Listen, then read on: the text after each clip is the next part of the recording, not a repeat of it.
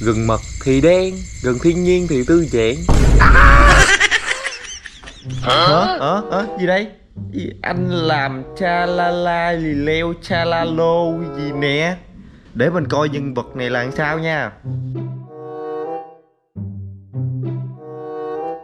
Rồi, xin chào các bạn đã đến với kênh Giải Cứu Siêu Báo. Thì hôm nay mình có nhiệm vụ cho những người bạn này nữa là làm nhân vật gì mà con cá mập ba gì đó. Rồi giờ đầu tiên Hân làm cái gì hả Hân? Giờ Hân làm cái đầu của con cá mập. Rồi Nè, đội lên cái này nè. nào. Đội lên cái này.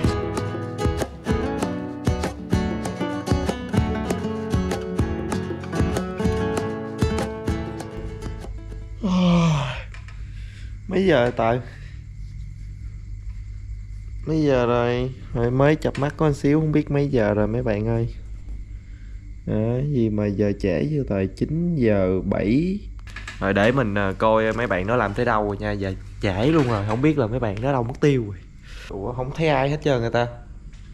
Hồi sớm là mấy bạn nó làm ở chỗ này nè, mà bây giờ đi đâu rồi Tài? Chà là lại sống dưới nước á. Rồi không có luôn. Ở đâu rồi ta? Hay là giờ mình quyết định hát một bài đi ha. Rừng mật thì đen, rừng thiên nhiên thì tư giãn, cuộc sống chưa bao giờ thấy.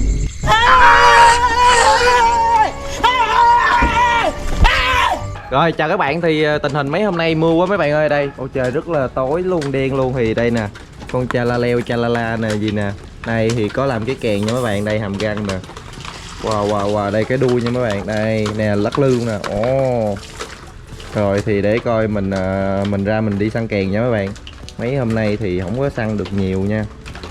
Mình làm cũng xong cỡ 2 ngày trước hay gì rồi đó, mà nay chưa được đi săn nữa. Nay trời cũng đỡ rồi. Thì mình quyết định mình đi săn nha các bạn.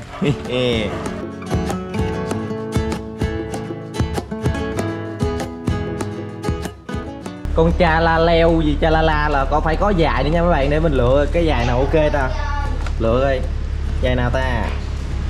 Thì chắc mình bỏ ý định mang dài luôn nha mấy bạn ơi. Dài đeo vô tay cũng hơi kỳ ha. Thôi mình cosplay cỡ này là cũng thấy cũng ok rồi.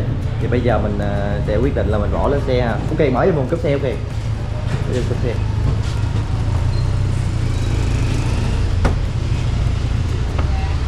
Con vậy? Ừ, có con à. Ở đâu? Để hãy nhập lên đó. Ủa giống chú Hiếu vậy ta?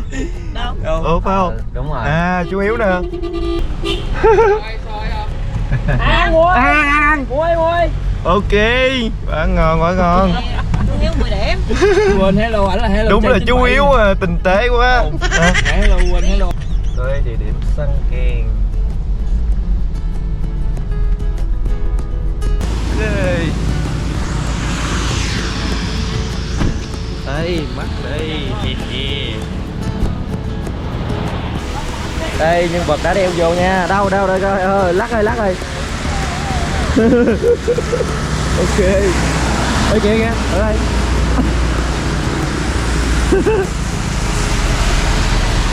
Đó.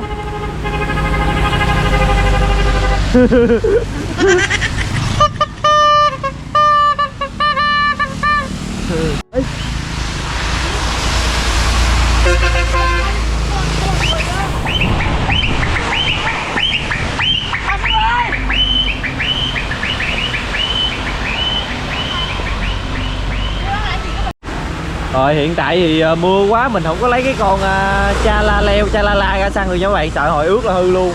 Mình để tạnh mưa, giờ mình săn không trước nha.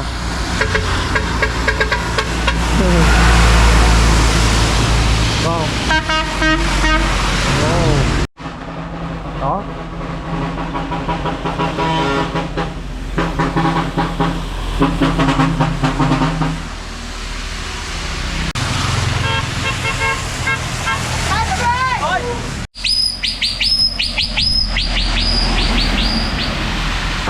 Mưa quá lớn nha các bạn ơi, vô luôn rồi, không săn được đó các bạn ơi, quá trời mưa rồi.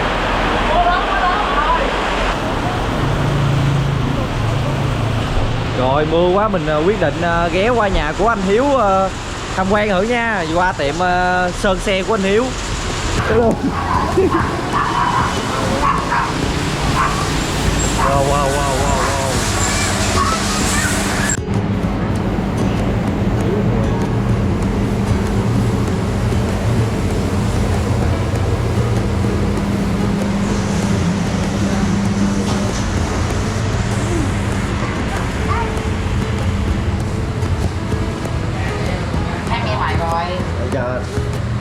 rồi.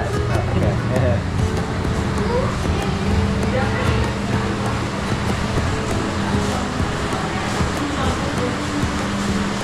Đây nè. Đi đây.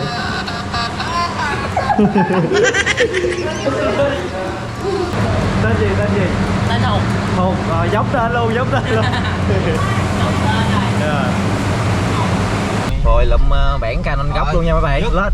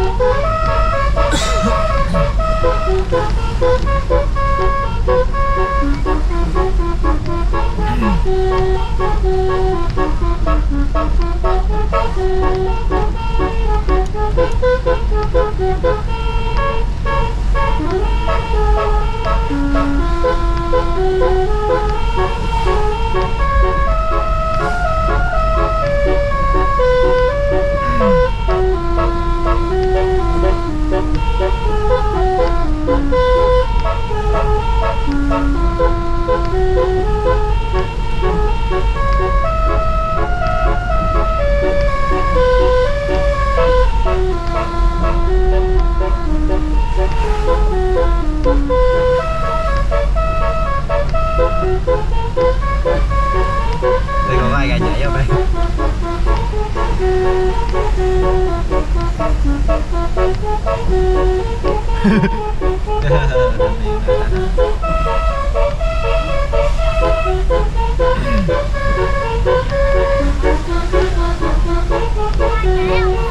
Có vai gà nhảy.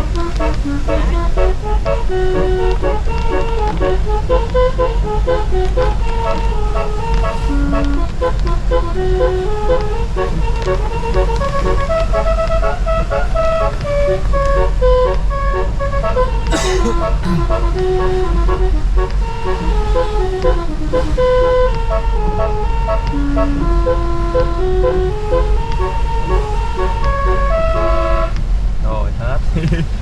Níu lên rồi, bữa men.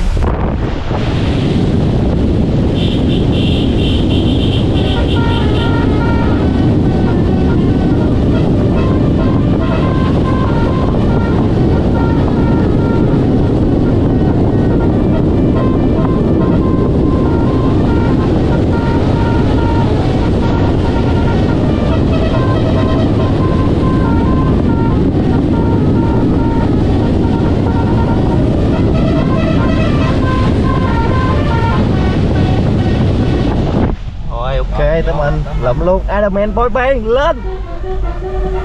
Đi tới rồi dứt luôn. Rồi lên luôn.